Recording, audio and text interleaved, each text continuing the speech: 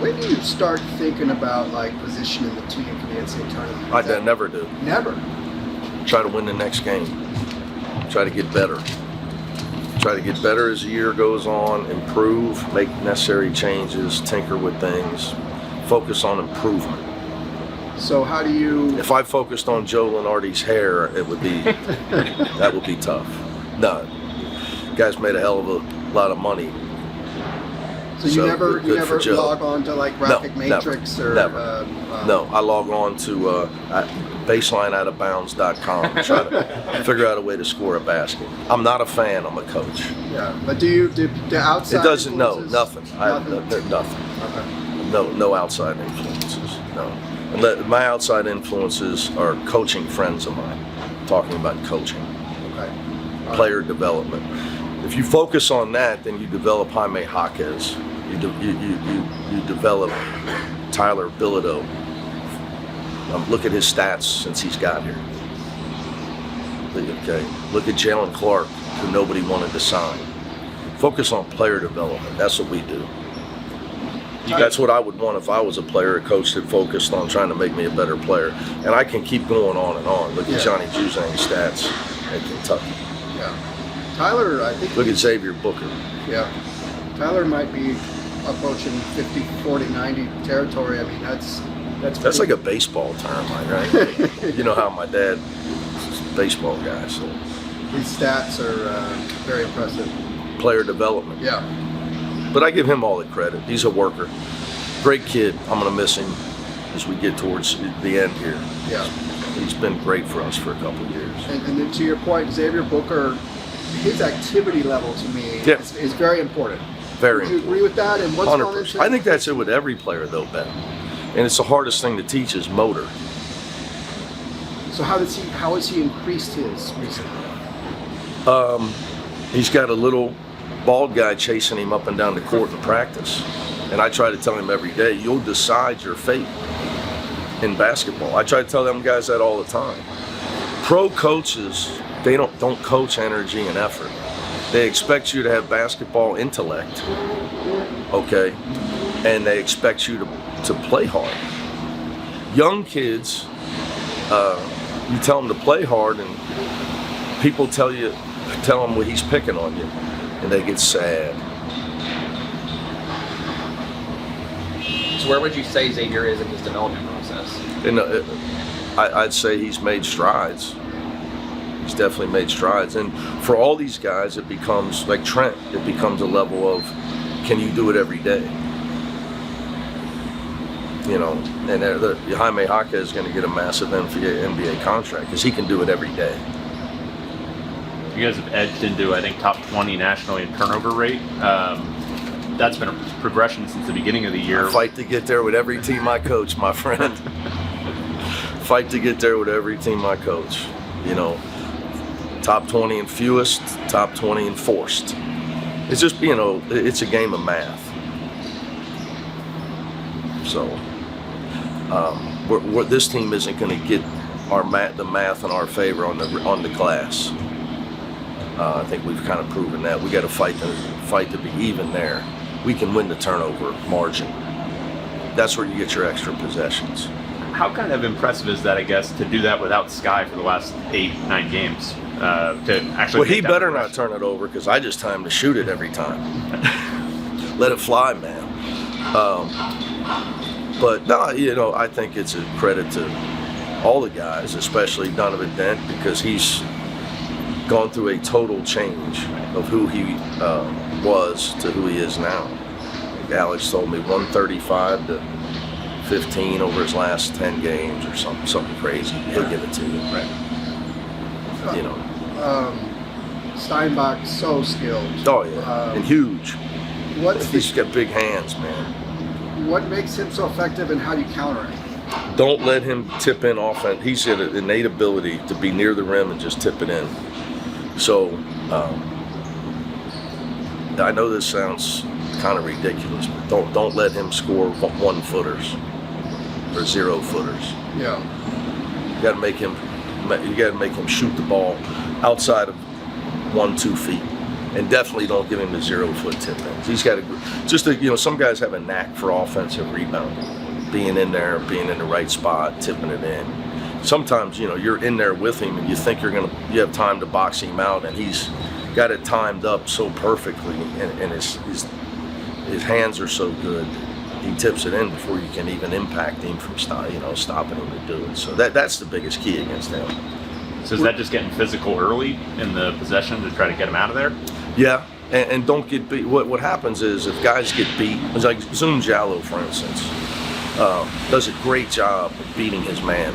Doesn't need a pick and roll. Can get his shoulders down and get past you. That's the name. And the problem becomes I have to help a little, even if it's just a little. Right. I can't. By the time I get back to Steinbach, he knows how to position himself and what we would call wedge you and tip it in. Were you did you recruit him at all, Steinbach? Yogi. Oh, Yogi did. Yeah, got out of our price range. Speaking on defense, can you talk a little bit about Eric and just the defensive tenacity? By the way, he did brings? Coach Sampson, did my buddy Kelvin put up a GoFundMe page? I love you, Coach. You're my man. You're my man. I love him dearly. I was just saying, can you talk a little bit about Eric and just the defensive tenacity he brings, to the versatility he brings to guard bigger, guard smaller, and just what he's done over the past 4 games? I think Eric continues to grow into using the fact that he's 6'7", 225-ish, and playing downhill, getting himself to the foul line. If you look at his last 5 games, free throw attempts, downhill attacks versus December of settling for 3-point shots, it's changed his effectiveness offensively for sure. And being a guy that goes after every rebound. You got to use who you got to use who you are. You got to use what God gave you and what He's worked hard to build. How would you say Trent and Donnie are reacting to just the heavier load in terms of minutes? Well, I try to rest them as much as I can, as far as how much we play in practice, without people sending in emails about me being abusive. You got to make them get in the cold tub. But I don't hold them under the water. Yeah, not just that. All the sports science and Alexa and Dave do everything they can to try to keep those guys fresh. Coach, a couple questions about the Amari Bailey situation, if you Yeah. don't mind.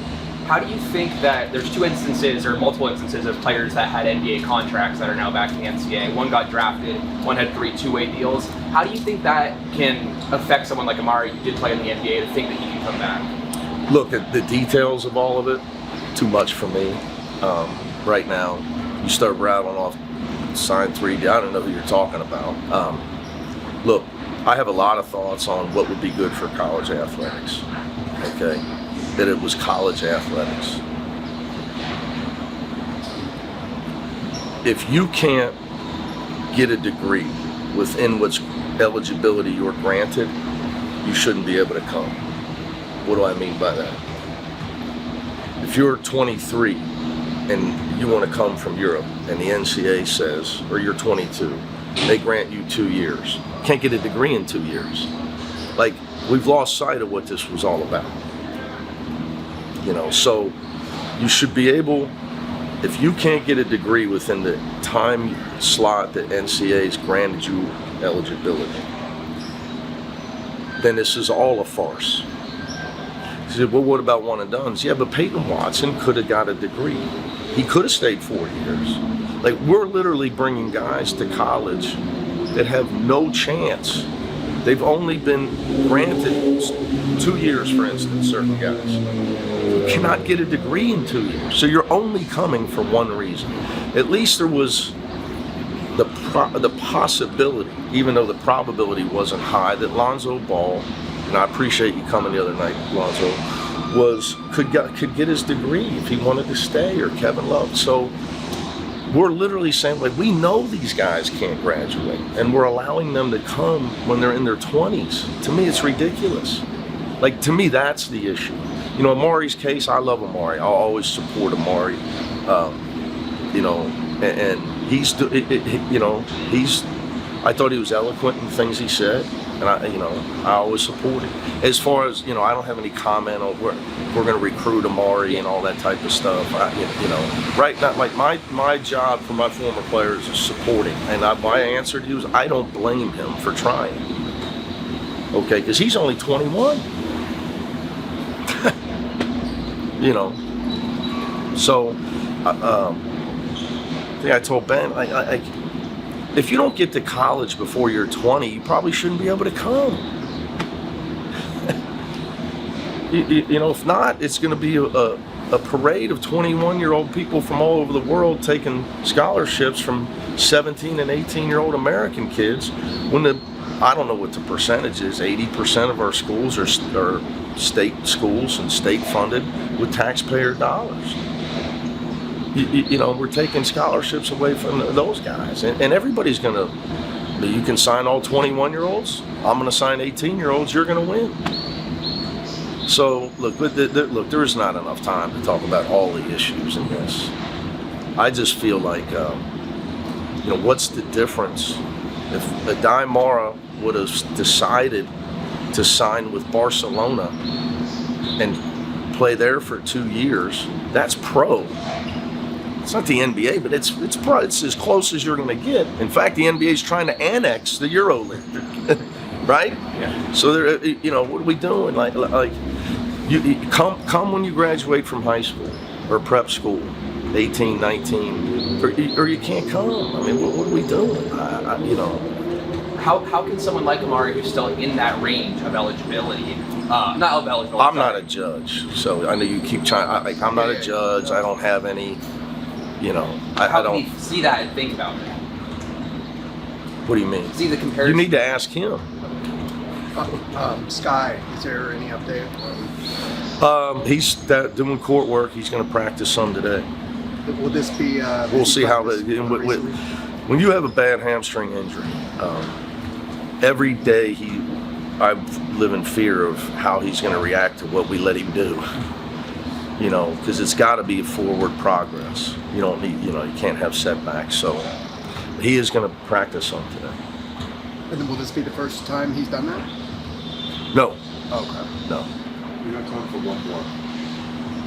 I have a question. Yep. Obviously, the second time you guys are playing Washington this year on Saturday. 2 years ago, you guys obviously playing opponents twice a year in the Pac-12 conference. A little different. A little different, but We still haven't played USC, but we play Washington twice.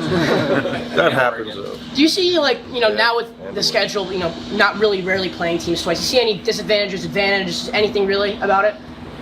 I think, you know, we're in the era of super leagues, guys.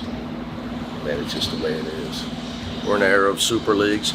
And I think, to myself, to be honest with you, because we're going to have to play 20 either way, how bad would travel be if Washington and Oregon wouldn't have joined the league?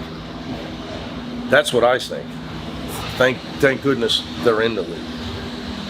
You know, thank goodness Colorado did what they did and it all broke up and we took Washington and Oregon, the Big Ten, thank goodness. That's all I think about. All right, guys. Thank you. Thank you.